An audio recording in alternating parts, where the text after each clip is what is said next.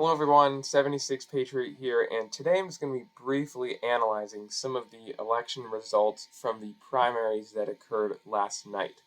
So we had primaries in three states, Virginia, Oklahoma, and then some runoffs in Georgia. These are just for legislative races, they are not presidential. And Virginia, of course, the most talked about and most important primary happened. I'll get to that in just a moment. Let's get the first piece of really good news out of the way here, and that's that Hung Cao handily won his Senate primary.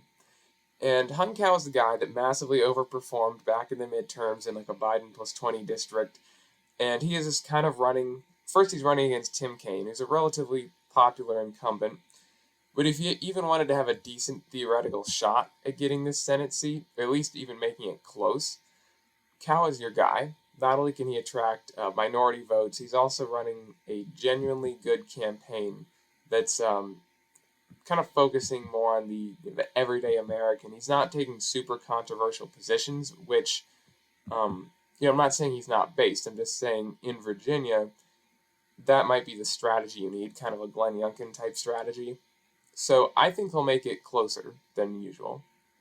We'll just have to see. As far as U.S. House, Virginia's 10th, I believe.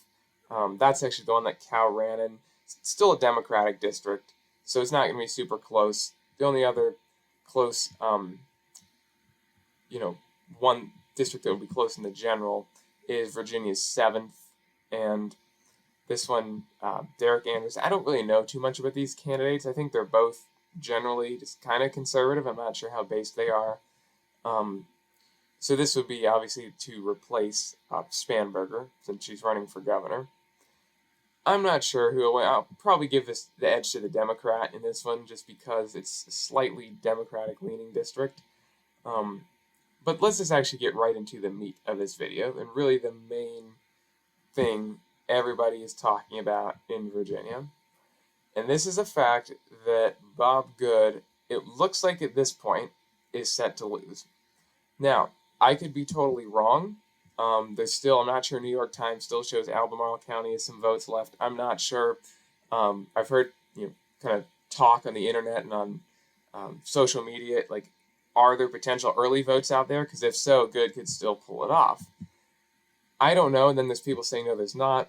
This is a race in which Trump endorsed, after Good had endorsed DeSantis, way back when, months ago, basically Trump came out and endorsed McGuire, and that's unfortunate and a shame in my opinion, because Bob Good is literally probably the best person in the House right now, and John McGuire is just another kind of establishment, run-of-the-mill, very mediocre Republican. And this is a big shame, in my opinion, that it was this close. Also, Bob Good is the chair of the House Freedom Caucus. I should mention that. And you just look at the man's record. On Heritage Action gives him an 100. This is about the score John McGuire would have, probably. Average House. He's very kind of milquetoast, middle-of-the-road kind of Republican. So that's a big shame. Oops, wrong one. There. That is a big shame, and I'm not knocking Trump here, but he needs better advisors if this is what he's going to do.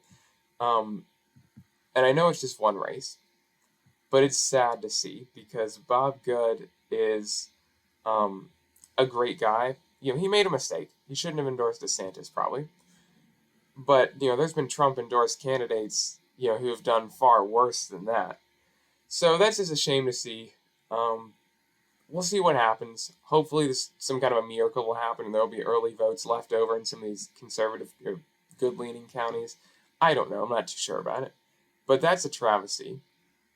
So basically Georgia, there was just some runoffs that happened. Basically the only thing of note, Brian Jack, he'll be winning this open seat right here. He is the more conservative of these two candidates. He's the Trump-endorsed one. There's nothing, I believe there's a more conservative candidate originally, but he didn't make it to the runoff. Very little to talk about in Georgia. And then Oklahoma, we had some races, and Tom Cole unfortunately didn't go down. Again, another establishment, just very plain Republican. very milquetoast. Trump endorsed, sadly, and Paul Bondar could have had a good shot if Trump would have endorsed him to kind of do an upset against this rhino, but unfortunately that didn't happen. And as far as state legislature, whatever, I don't know any of these people, and these are runoffs anyways. Um, but that is still sad to see. Yeah, that wasn't even no competition there, even though Bondar had some pretty good fundraising on his part.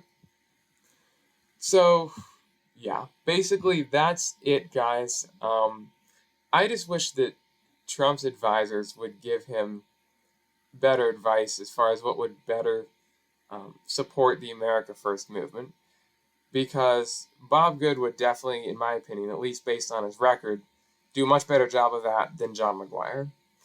And it's unfortunate, but I get it. Really the weight of the world is on President Trump's shoulders, and so I understand. We're not knocking him over one race here, but it is a shame that Bob Good looks like is set to go down. So we'll have to see what happens here. But basically, it's all hands on deck until November. We can't lose sight no matter what happens in these races. We can't get bogged down. The real battle is in November to drain the swamp, defeat Brandon, defeat all these people and the Democrats. So that's basically it for this video, guys. Thank you all so much for watching, and have a great day.